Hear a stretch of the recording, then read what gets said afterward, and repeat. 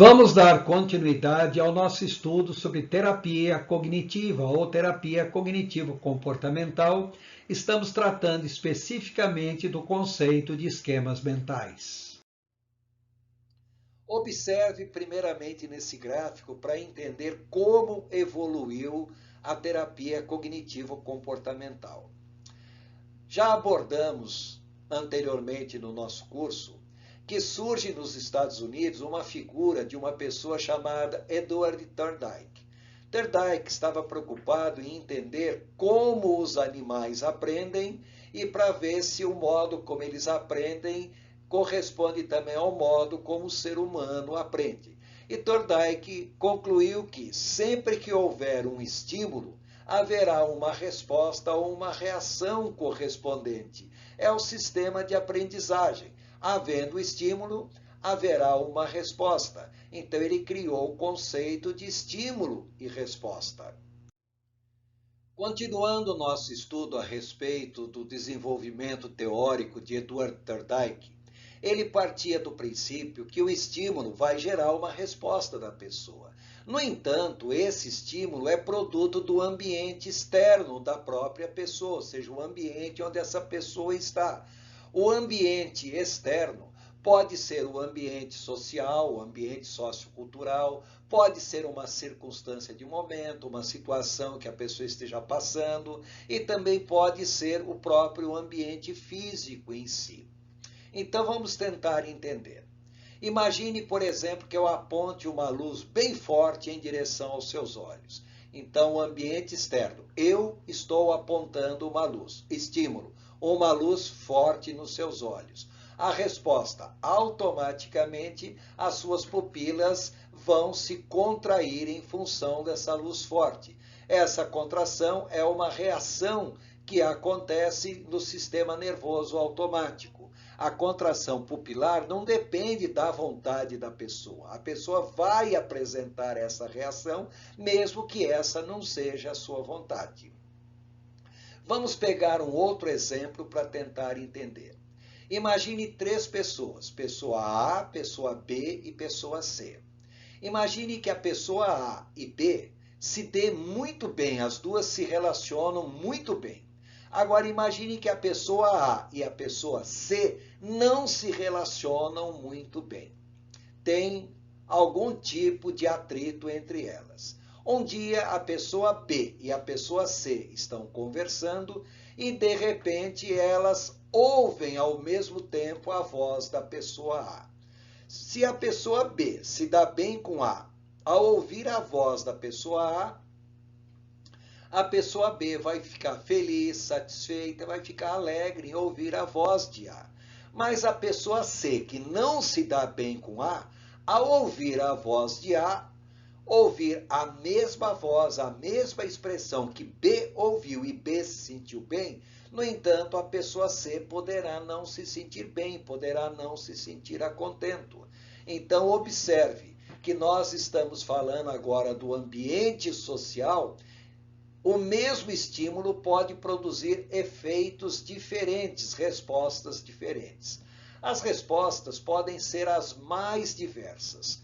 Para efeito didático, nós vamos classificar as nossas respostas em 4 grandes grupos. Vamos chamar primeiramente de reações ou respostas fisiológicas, que vamos abreviar por RFS. O segundo grupo, as chamadas respostas ou reações emocionais, que vamos chamar de RE. Lembrando, mais uma vez, que as respostas emocionais podem ser uma emoção, podem ser um sentimento, pode ser também uma reação instintiva. Temos agora um terceiro grupo de respostas que vamos chamar de resposta cognitiva, RCG. Aqueles pensamentos que manifestam na cabeça da pessoa em função de um estímulo.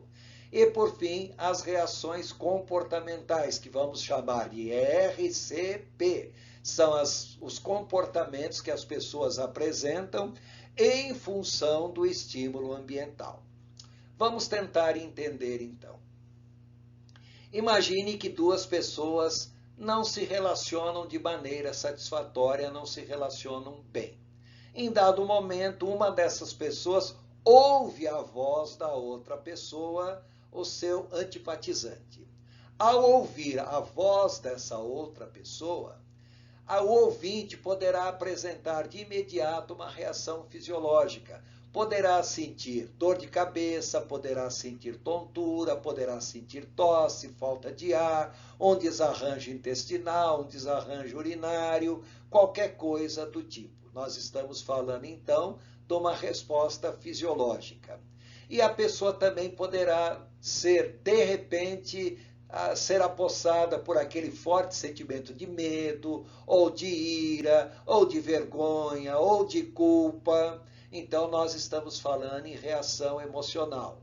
Poderá também, nesse momento, aflorar na cabeça da pessoa algum tipo de pensamento, algum tipo de conversa que já teve com o seu interlocutor antes e não foi agradável. Então, nós estamos falando em resposta cognitiva.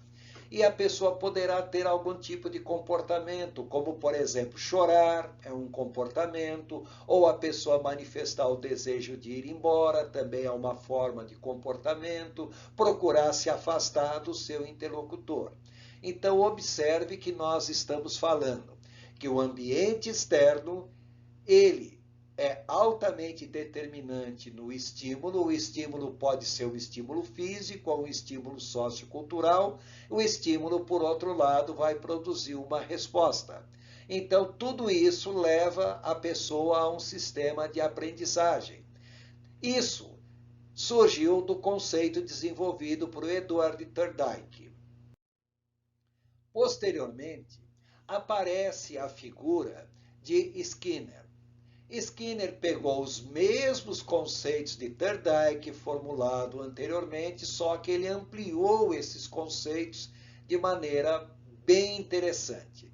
A primeira coisa, ele considerou que o ambiente externo produz o estímulo, até aí sem novidade.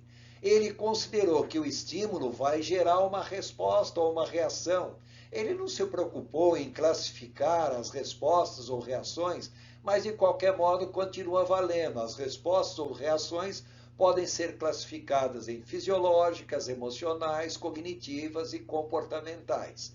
O grande lance de Skinner foi entender que a resposta que a pessoa apresenta pode gerar uma consequência.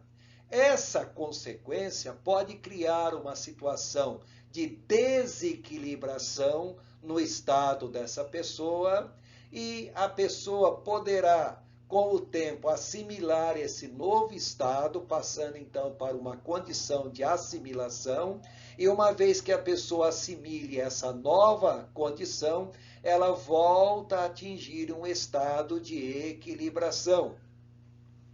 O que interessa é que tudo isso faz parte do sistema de aprendizagem. Vamos dar um exemplo.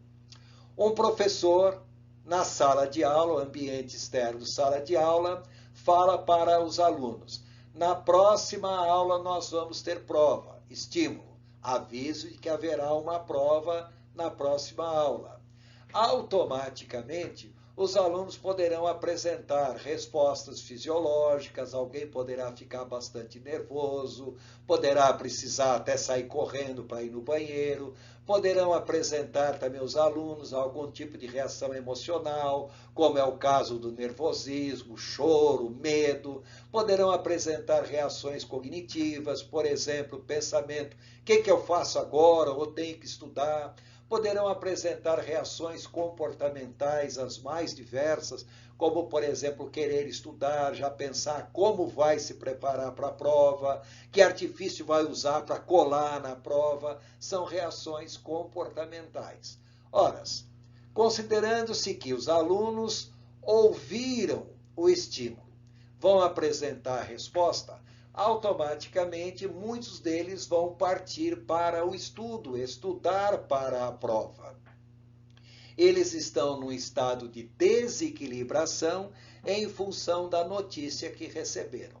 Mas conforme os alunos vão estudando para a prova, vão assimilando melhor o assunto que vai cair na prova propriamente dita. Então, vão passando para o processo de assimilação.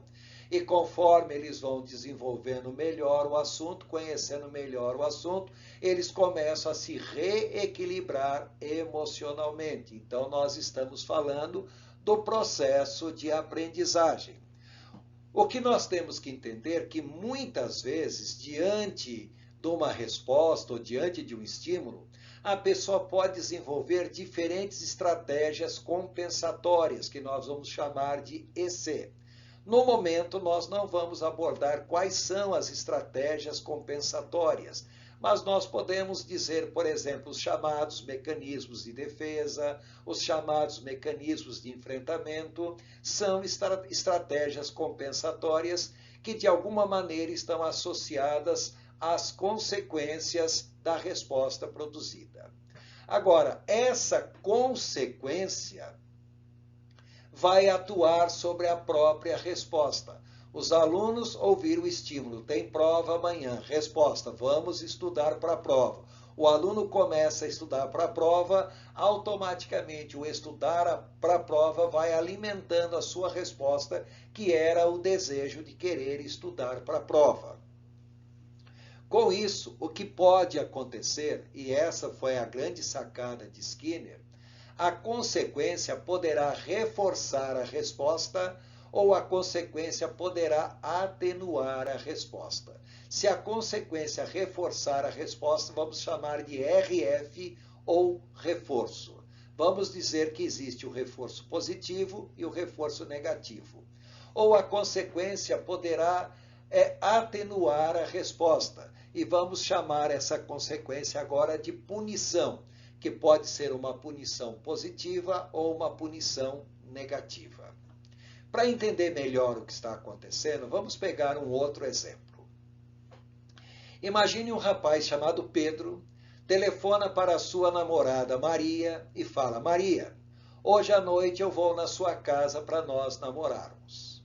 Bom, então o ambiente externo chega uma ligação, estímulo, aviso. Maria, hoje à noite vou na sua casa para nós namorarmos. A resposta de Maria, automaticamente, sabendo que o namorado virá na sua casa à noite, ela corre para tomar banho, para se arrumar, para se embelezar, para receber o rapaz. Então, a resposta é se preparar para receber o namorado. E ela vai ficar toda bonita, toda arrumadinha.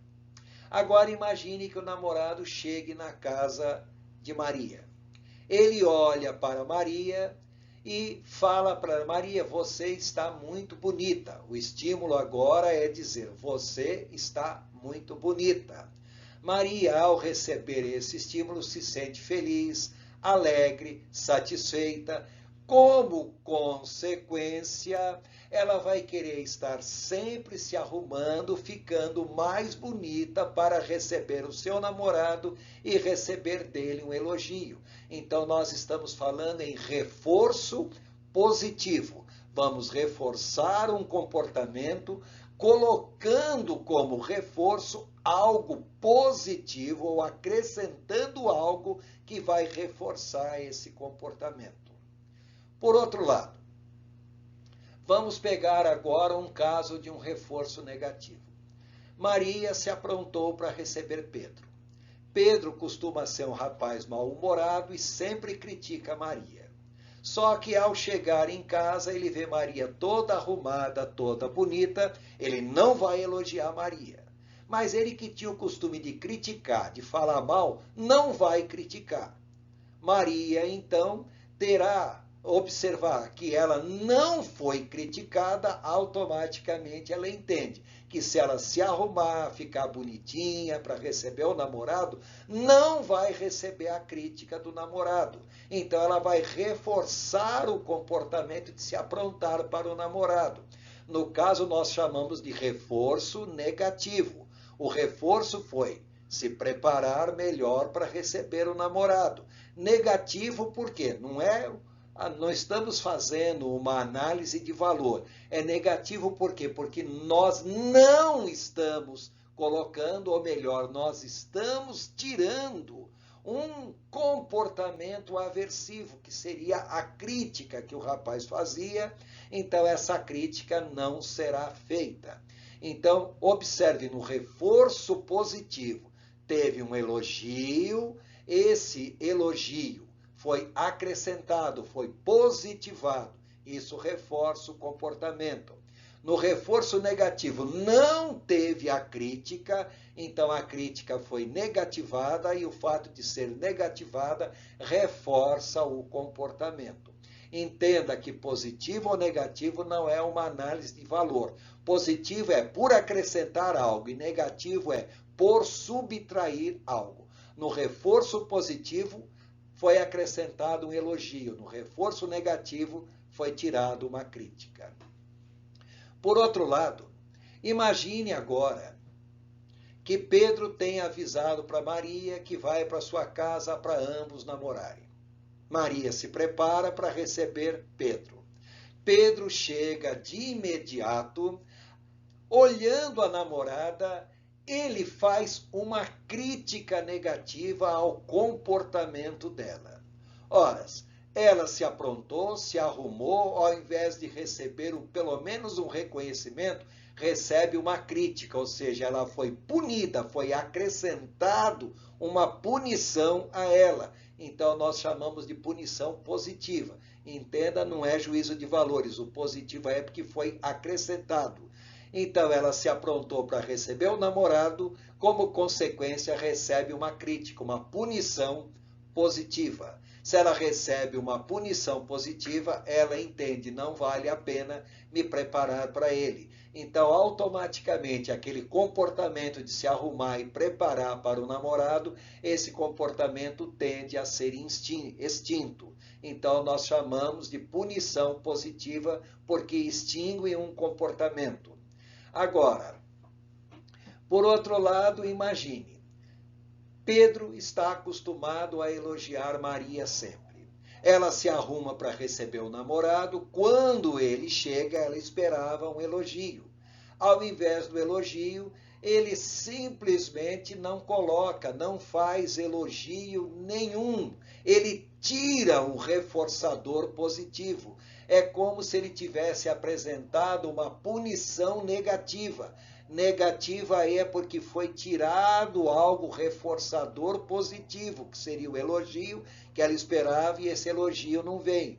Do mesmo modo, ela pode pensar, poxa, eu me preparei e ele nem ao menos elogiou, então não valeu a pena o meu esforço. Então, observe que no caso, a resposta ela é alimentada pela própria consequência da resposta. A consequência da resposta pode ser um reforço positivo ou um reforço negativo, ambos reforçam o comportamento. Ou pode ser uma punição positiva ou uma punição negativa. Ambos fazem com que o comportamento tenda a ser extinto.